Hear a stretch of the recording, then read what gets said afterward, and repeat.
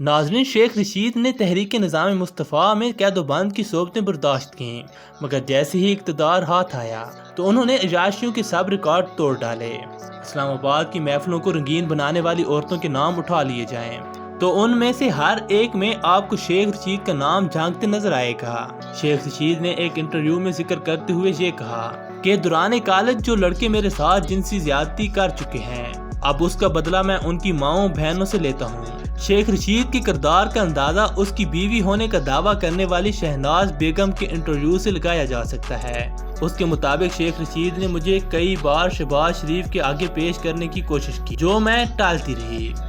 شہناز بیگم نے شیخ صاحب کے گھنونے کردار سے پردہ اٹھاتے ہوئے مزید فرمایا کہ معاشرے کی لاتعداد خواتین اس بھیڑی کے ظلم کا نشانہ بن چکی ہیں۔ خاص طور پر مجھے وہ غریب طالبہ نہیں بھولے گی جس کو صرف داخلہ کے حصول کے لیے شیخ کی جسمانی ہوس کی تسکین کرنا پڑی۔ وزیر ثقافت کے عہدے کے دوران جس اداکارہ پر شیخ صاحب کی نظر کرم ہوتی وہ ملک کی نامور اداکارہ سمجھی جاتی۔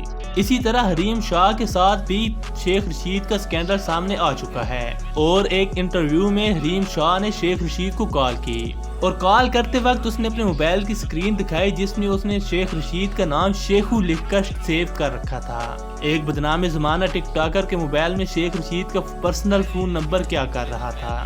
یہ بات شیخ رشید کے کردار پر سوالیہ نشان ہے۔ ناظرین، ہم امید کرتے ہیں آپ کو یہ معلوماتی ویڈیو ضرور پسند آئی ہوگی۔ اگر یہ ویڈیو پسند آئی ہے تو اس ویڈیو کو لائک کرنے کے ساتھ ساتھ ہمارا چینل مسٹر اعجاز سبسکرائب بھی کر لیجئے تاکہ آپ کو ایسی مزید ویڈیوز بھی دیکھنے کو مل سکیں۔ اور اسی کے ساتھ ہی ہمیں اجازت دیجیے، ملتے ہیں اگلی ویڈیو میں، تب تک کے لیے اللہ حافظ۔